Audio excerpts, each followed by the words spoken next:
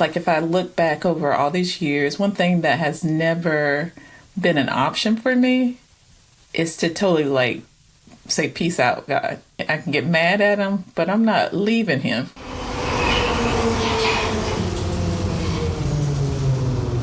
Welcome to Grief City.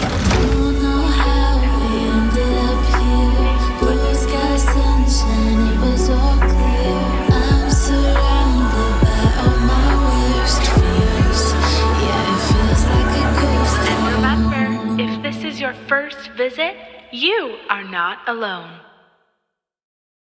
Hey, and welcome to the Grief City podcast. I'm your host, Nuella, and I am so thrilled today about this episode and this special guest. So we have today Natasha Smith, and she is an author, a grief educator, and a podcaster as well. And I honestly could not think of anyone better to talk about faith after loss with than Natasha. So Natasha, welcome to the show. Yay. Thank you so much for having me. Yeah, of course. So I think I have been following your Instagram for like probably a little over a year now. And the things you share, it's just so beautiful how you talk about faith and loss. And I feel like every time you share something, I feel like you're speaking right to my heart. So I know you are such a blessing to this community and to so many others that are navigating the depths of loss and finding where God is at in all of this. So thank you so much for being here. Thank you so much. Yeah. So let's get started I want to get a little background for those that are listening. Who is it that you are missing today? So for me, oh gosh, so many. My story is just so threaded with so much loss. And so I'm missing my dad, which not to mark the dates of this podcast, but my dad, his birthday is in June, Father's Day is in June, and wow. I'm missing my dad. And so I'm already feeling it physically, I feel like, in my body. I'm missing my oldest sister, Sharon, my oldest sister, Angie, my next to the oldest sister, Sharon, who both died pretty young, and I was young because I'm the baby of the family. I'm missing my nephew, Anthony, who was murdered, and it's still like, it's weird to even speak those words because it's like, really? you know, it's still, everything seems so surreal, even to this day.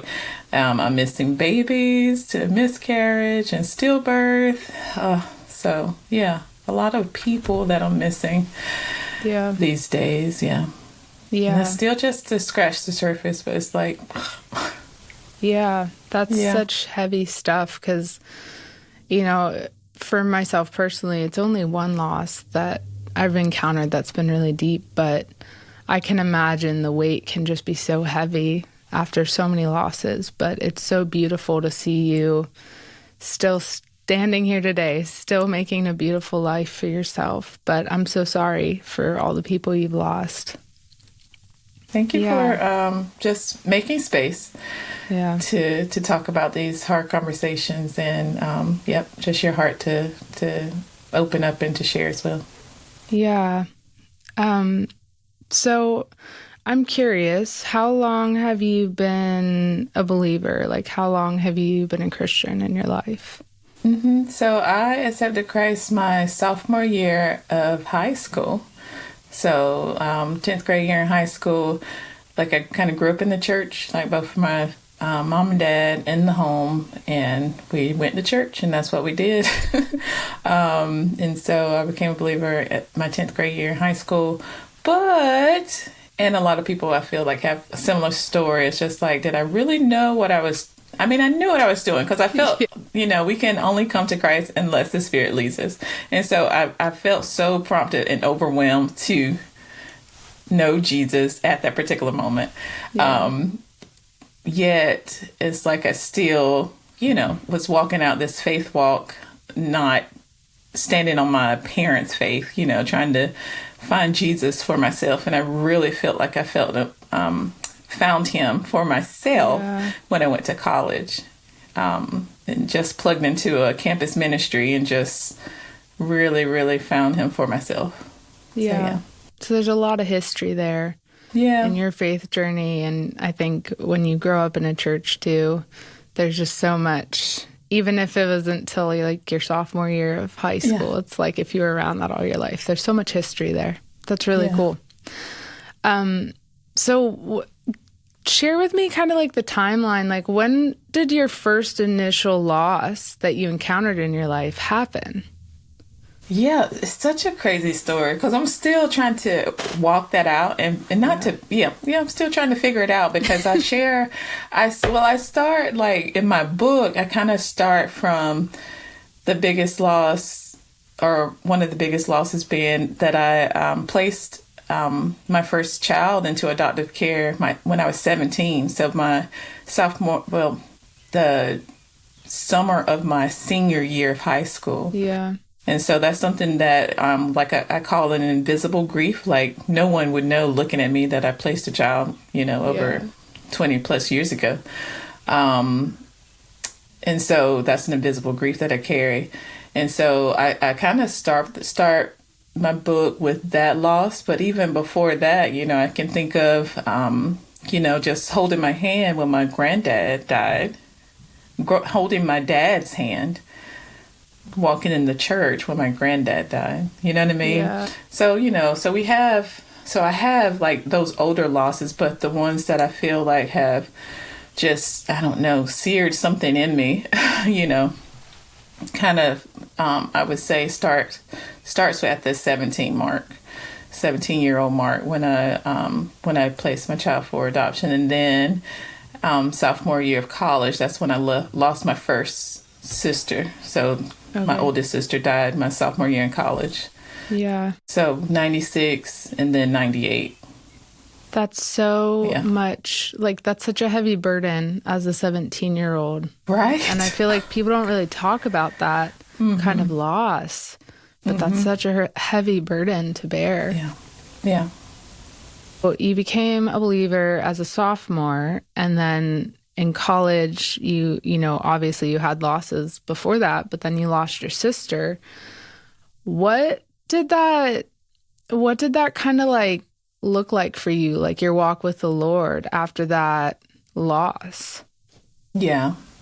It was so messy. I hear it you was there. literally so messy because, obviously I'm looking back now, of course, but when I was in it, I was like, what is going on? Like it was like, to be honest, like I literally was like, God, what is happening? Like, what is happening? Because at the time, like I was praying so profusely, like so desperately praying that God would heal her because she had, was diagnosed with cancer. And so, at 32, and I was like, oh my gosh, as a 17, I was a, like 19-year-old, I was like, people at 32 get cancer. Like I was so oblivious to how things work. And so I was like, oh my gosh, is this, I wasn't totally aware of like everything that was going on. And because I was in college, to add to the grief of her being diagnosed, like it must have been super, super aggressive. My parents and my family, no one told me. So it was all kept from me. Yeah, so that was like an added layer of grief. And so it was like everything was so messy. So I had so many questions for God. Like I just questioned every single thing because I was like, I prayed to you. I prayed and I believed that you were going to heal her. And now she's dead. Like I felt like I was in my own little drama going on, but I was literally audibly saying these things to God. Like I was so mad. And it's not till like years and years later, when I say later, meaning 2020, when I really started to process things. I mean, I guess I knew before then too as well, but it was later on when I began to sit with my grief a little bit more and to really open my heart up to God and be like, okay, things that I thought is not how it really is. You know, like God did not forsake me. He didn't abandon me, you know, so I had to really sit with a lot of things. So yeah, to sum it all up, it was very messy. Yeah. I think what's so tough after loss, especially if you were, you know, praying and contending for healing, like same scenario with my father. And I don't know about you, like, but there were definitely like some supernatural moments of just like dreams from God. I was feeling like, oh, this is like a sign that he's going to get healed. And it kind of just like, it messes with your brain. You're like, are you teasing me, God? Like, what the heck? This isn't supposed to be who you are. But I love that you brought up about just like asking God questions. And I know that's something you've talked about even on your Instagram before. And I think so many people are so afraid. I don't know about you, if you were brought up in like a church that, no, you don't ask God questions. Like it's just like not that kind of connection. But I think so many people are afraid to like get mad at God. So after that loss, were you like initially like right away, were you feeling like the anger, or did it feel kind of like, I'm just going to sit in sadness, and then kind of the anger starts bubbling up? Like, what did that look like for you? To me, for me, it was immediate anger for this particular loss, because kind of what you were mentioning, like I strongly felt like I had signs from God that he was going to heal her. Wow. Like strongly. I write this in my first book, Can You Just Sit With Me? Like I literally thought, like I sensed, felt like I heard God say that he was going to heal her.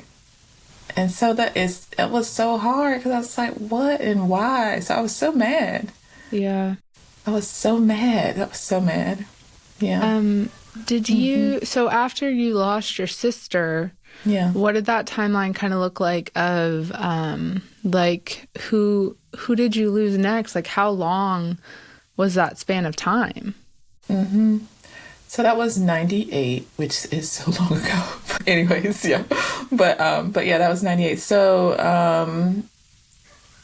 then, I married the semester before my senior year in college. Okay. Yep. And then so got pregnant, and the stillbirth was before graduation. Ooh. Wow. Yeah. Yep. Wow.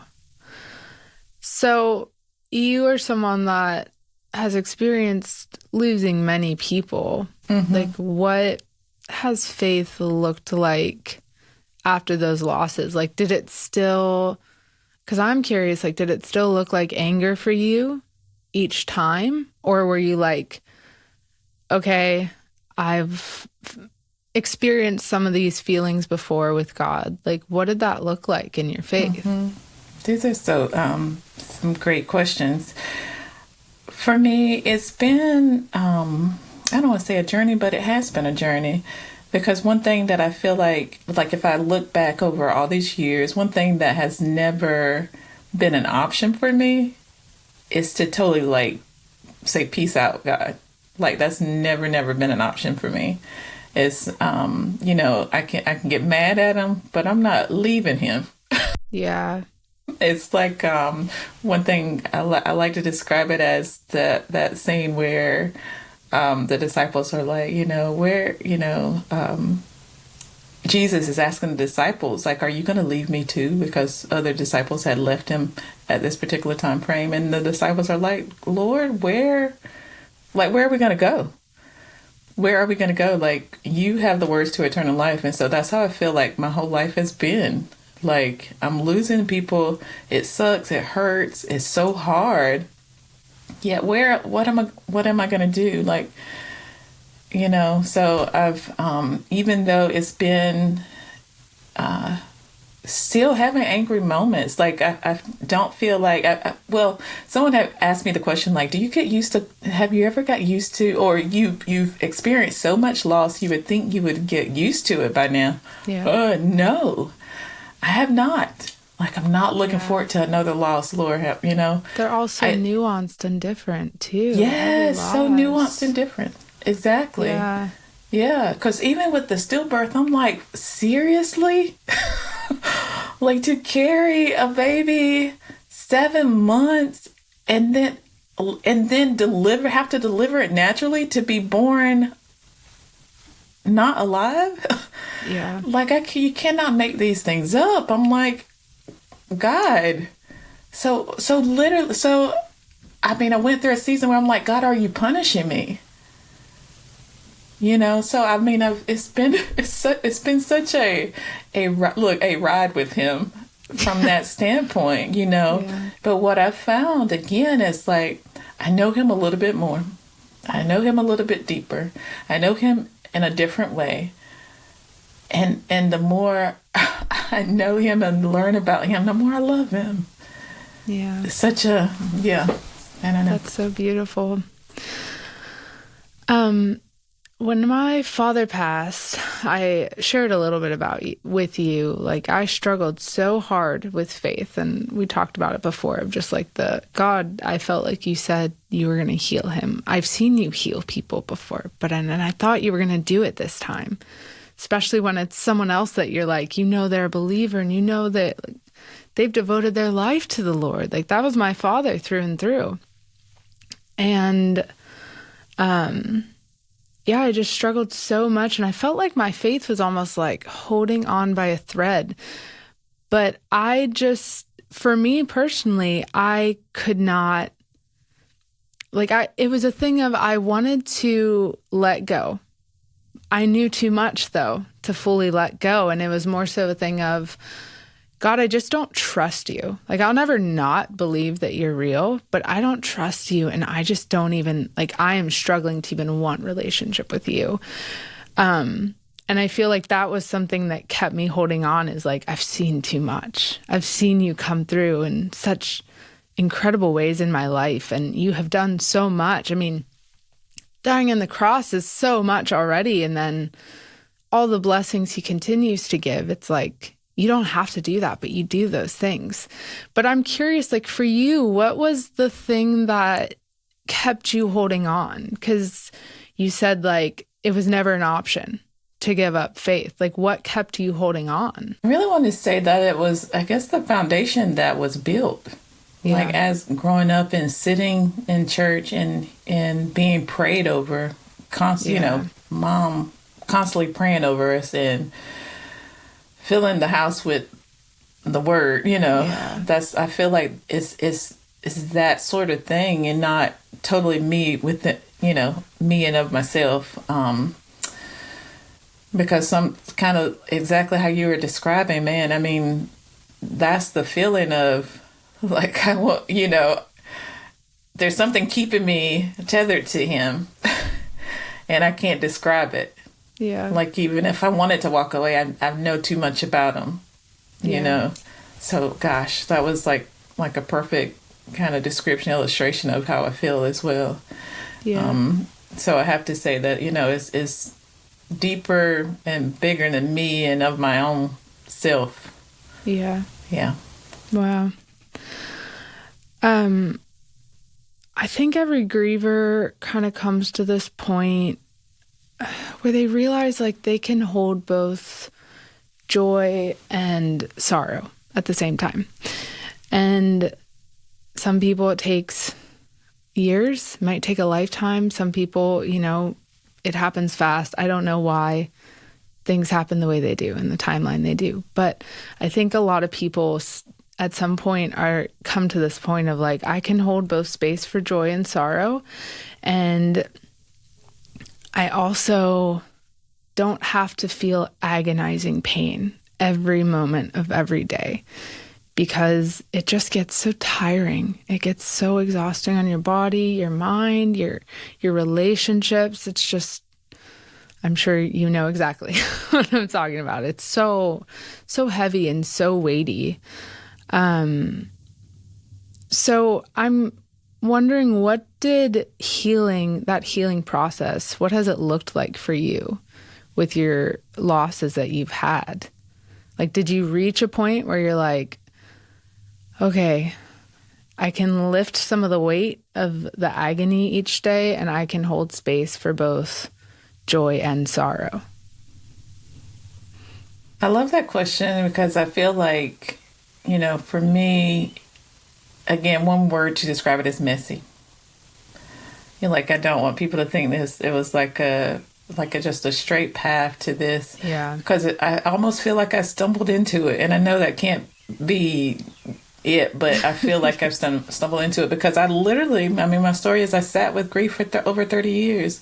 Like, all the losses that I had kind of just accumulated, and they were kind of sitting, like I'm sitting with it because, for one, depending on when my particular loss was, we weren't talking about it like we're talking about it now. Like, people didn't talk about miscarriage, people didn't talk about stillbirth, people didn't talk about, it wasn't a thing to talk about, right? Yeah. It was just so much stigma around just grieving, and even in the church, so so I sat with this grief because I didn't know what to do with it, and didn't really know anything about having a safe community and those things. And then therapy, counseling, that was like, you don't do that. That's how I grew, that's how I grew up. People who went to therapy, something's wrong with them. I'm like, okay, but I didn't know, right? You don't know. And I'm like, oh my gosh. And so I really had no help for 30 years. But 2020 happened, and we were all stuck inside with ourselves and our own thoughts. And it was really that pivotal turning point of like, oh my gosh, everything that I'm seeing, this is how I've been feeling on the outside. Darkness, the death everywhere, everyone was grieving something, and you could see it in your face when you turn on TV, social media, whatever. And so I was like, oh my gosh, like, it felt like a crazy, just internal, something was about to combust, because everything that I've been holding, I'm like, I got to get it out. And that's when I started to write. Wow. And then that's when I started to process all the things. And that's really why I'm still processing it, because it's so much loss that has been pressed down and suppressed stuff for so long, that I'm still unraveling so much. And that's why I just am such a advocate for you. Process your losses. Sit with your losses. Go ahead and do it now. Otherwise, it's like it's that much harder to unravel. Yeah. If you don't process it, it just eats at you and slowly robs you of all joy. Yeah. It's so heavy. Yeah. I remember after my dad died, so my husband worked like an hour away every day, and I worked from home teaching voice lessons online. And I was alone for like 10 to 12 hours a day, every day. And it was the same thing of just, because my dad died from COVID. So all the stuff on the news and all that was just like, wham, wham, wham, let me remind you every day. And I remember I just sat there with it. And sometimes it looked like just crying. Sometimes it looked like yelling some days. Sometimes it looked like journaling, or just journaling to God. And it looked different every day, but there's so much power in just sitting with your grief. Mm-hmm. And it's like, it doesn't have to look like anything in particular. And it's really uncomfortable. Yes, that part. It's so important. Important. I love that so much. I love just what you sharing that, because that's been a huge part of just the healing process, is acknowledging. Like, I had to acknowledge, like, all this stuff sucked bad. Like, it was horrible things, and I deserve to grieve. Like, grieving is so necessary. Because I was telling myself, don't, just things I've heard like in years past, don't cry, be strong, just put your hand in God's hand. I mean, it was, all that was just compiled in me. And I'm like, okay. So grieving and sitting with it, that's the power. That's where the power is. Yeah. We grieve well when we grieve. Yes. That's so true. So you share a lot about grieving as sacred work. I would love to hear about what that has meant in your life and like what that means to you, like grief being this sacred thing.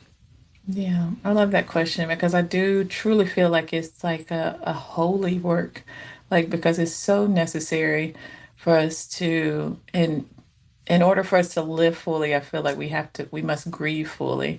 And so I Yeah. believe it's this space that um, grief strips so much away from us. I Hmm. think I think that's what makes it more of a sacred place because we become this. It may sound odd, but a truer version of ourselves because it's like we can't hide from it. It's like um, showing our need for compassion, our need for love, our need for God, our need Mm. for community in ways that we wouldn't find in any other way. And so it makes us like I feel like more of who God truly intended us to be. Yeah. Not that we ask for the loss, not that we invite grief, but it is part of the human experience. Yeah. We will all grieve at some point in our life over something or someone, and so we will all come to this place of loss and grieving, and I believe we can in this space we can become more of who God created us to be. So yeah. Yeah. Like day to day, what does that look like in your life, in your relationship with the Lord? Like, is it something you physically do? Like, write, I know you write, but is it writing or is it like walking? I'd love to hear what that kind of looks like in your life. I think it's day to day it shifts. It all depends. Like right now, I am like heavily into listening to the Psalms. Mm, Like I'm letting them wash over me yeah. every morning. And and not just I just start with Psalm 23 and I'm literally letting it be read to me. And I've been doing this probably the last 2 or 3 months, like literally every day. Wow. Having just to start with that and I don't know, it just came to me to do it. Like Yeah. because yeah. And it's been such a grounding, um, it's been so grounding for me. And so Wow. that and then so that's been a day-to-day everyday thing.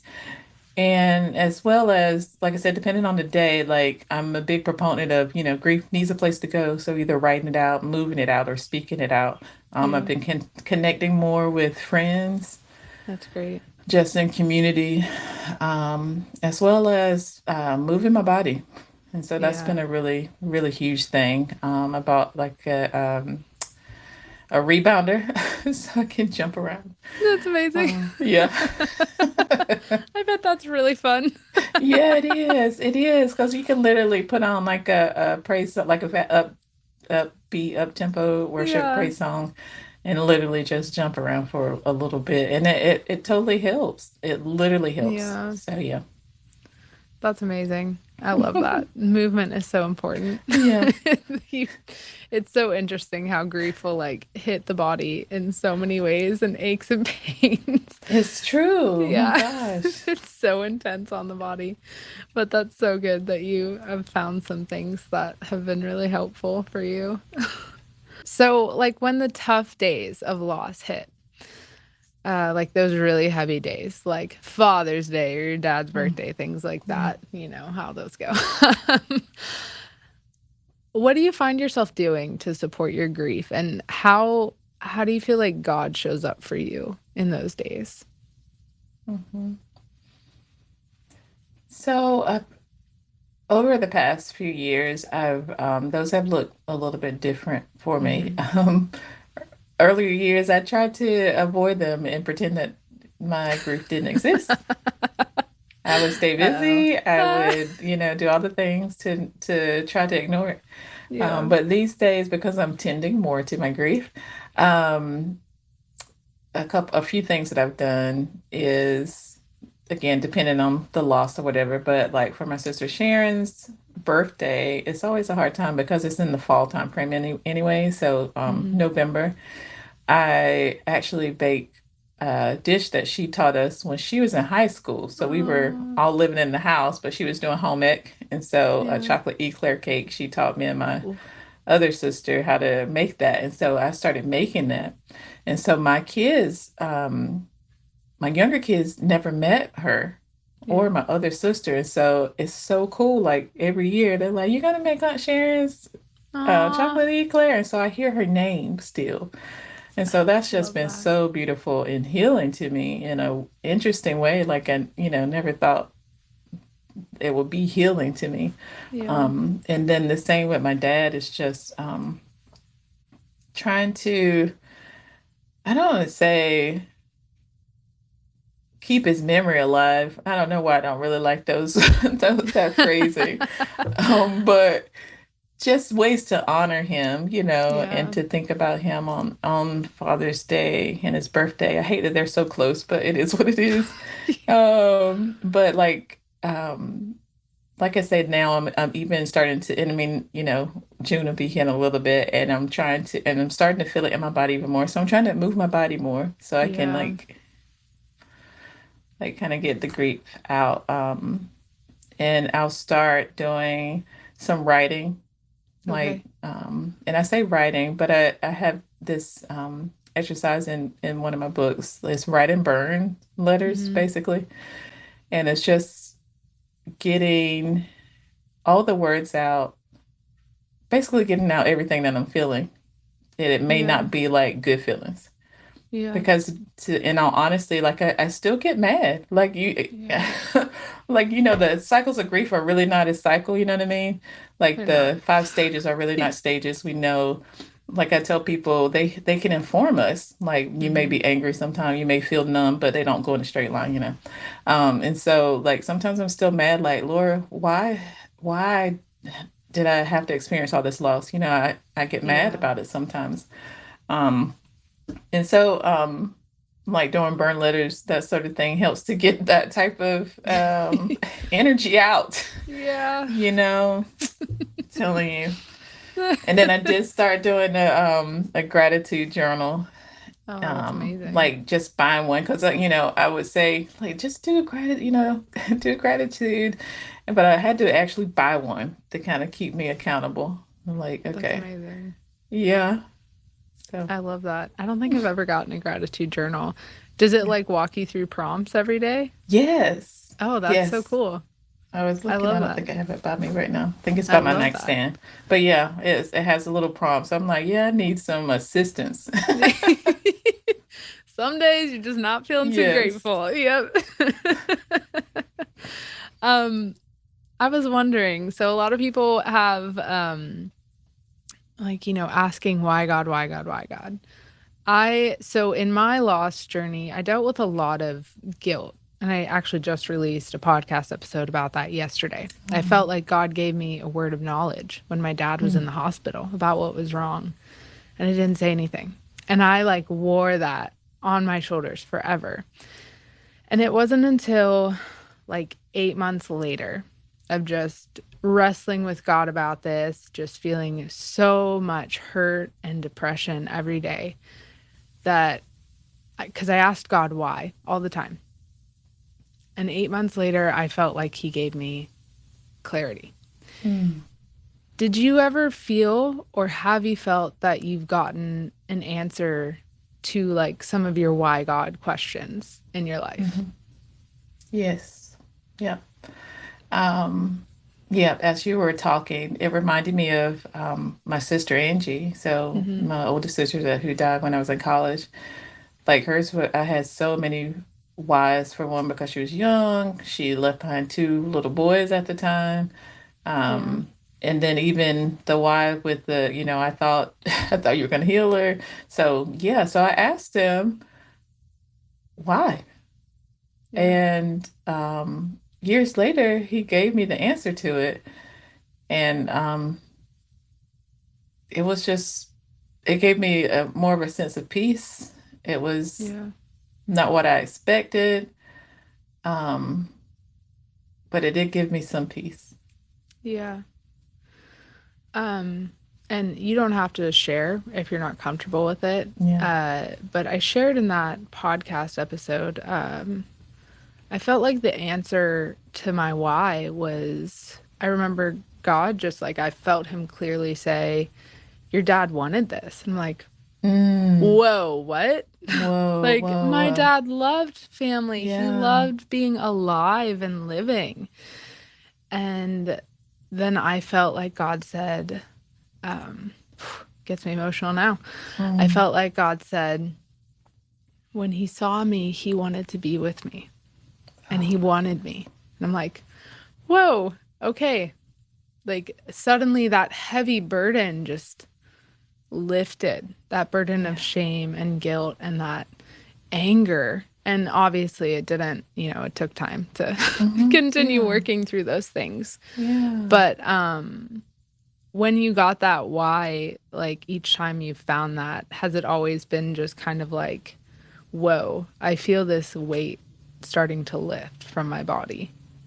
Yes, absolutely. First, that is so huge. And thank you for sharing that. Wow. That's so powerful. Yeah. Yes, it has been like a huge weight lifted, and I feel like it just makes me even stand more in awe of who God is, Yeah. and then me like kind of like Isaiah, like, whoa, it's me, I'm one with unclean lips because he knows everything. Yeah. He knows everything. So that was for me, that was the hugest eye opener. Like, I don't know, but God knows. Yeah. Yeah. And because it was like, yeah, my sister had been through so much, like domestic abuse Wow. and literally shouldn't even have been alive because of different things that she had gone through. Mm. And the Lord was kind of reminding me of those things that, and again, makes me emotional, um, that he took her to save her. Mm. And because I know her history, I believe him. Yeah. Wow. Yeah. So, That's uh, really powerful. And hmm thank you for sharing that because I know yeah, that's a very vulnerable thing to share. yeah, But I was really wanting to ask that because, I just recently did an episode with a friend of mine who had a similar loss to me, yeah, had a COVID loss with her father and a woman of faith as well. And we haven't aired it yet, but yeah, I asked her too. I was like, did you get a why? Did you get an answer to your why? And I think it's such an important conversation to have because hmm I think people sometimes just think, okay, it's okay to get angry at God, but I'll probably never get an answer. mm, But I'm of the belief, and I can be proven wrong. That's okay. I believe if you just keep pressing in, he'll give you that answer. yeah, And I think it will relieve the burden of just deep agony. And it won't take it all away, but it can give clarity. And I think that's so important for people that are just struggling with their faith yeah, to encourage people to ask, but also be like, hey, I've gotten an answer though. Like you can get one yes, too, because God speaks to all of us. hmm So that's amazing. Thank you for sharing that. yeah, That's same. so So huge. powerful. I love Yeah. that. Just your heart. Just, I mean, I sense that so deeply, just as you were speaking. Just that how others who are experiencing just this deep grief and just this anger, and why God, that if you keep pressing in, he'll answer. That's so powerful, Yeah. so true. Hmm Yeah. He's so faithful and Yeah. he's not here teasing us. He's not hmm here trying to be distant. I always think our deep pain and our anger is what makes it feel like he's far, but he's been there mm, all along. He's that's always so there. good. That's so good and so true. Yeah. Yeah. So I'd love to wrap up with this.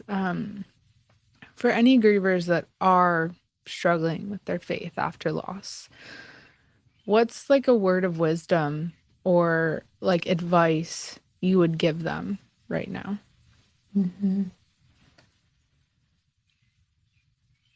I love that question. The first thing that comes to mind is just having have the courage to sit with Jesus, like to sit in your grief and to bring it to Him. And what that could look like literally could just be telling Him every single thing. We talk about Jesus as being a friend, us Mm, having a relationship with Him, but seriously, we can have a conversation with Him. And we can tell Him all the things and we can ask Him all the questions. So it's literally yeah. just having the courage to sit with our grief and sit with our grief with Him, with Jesus. And so I think that's the hugest things. I can have all the practical advice, which I have a lot of practical exercises to cope and navigate grief in my book, but from a spiritual level, it is really about taking our pain Yeah. to the one who knows and deeply understands our pain. Yeah. That's everything. Mhm. That's huge. So, for those that are listening, I'd love to have you share what's going on, if there's anything you're excited about, and also where people can find you. Oh, why did I think you're talking to your audience members? I'm so sorry. I did start that a little bit weird, so that's understandable. So funny. I am I'm working on a few projects. And so we'll see how those go. So you can follow me, connect with me across socials at I am Natasha Smith and on my website at imnatashasmith.com. And my books are wherever books are sold. So I would love to connect with you. Amazing. And those book titles are Black Girl Grief, and then Can You Just Sit With Me? Is that correct? Black Woman Grief. Black Woman Grief, sorry. Yep, Guide to Hope and Wholeness, and Can You Just Sit With Me? A healthy grieving for the losses of life. Amazing. Yep. Yeah, and I'll link those in the show notes too. But thank you for having this conversation. Natasha, you are just such a peaceful person to talk to and be around. And it's, I've taken in your content for a while and getting to speak with you like you truly are who you are online. And it's really beautiful. And I know the Lord just flows through you and blesses so many people. So thank you so much for being on the show today. Thank you so much. So honored to sit with you. I feel this conversation was so rich and needed, and I know it's going to bless and touch so many. So thanks again. Yeah. Awesome.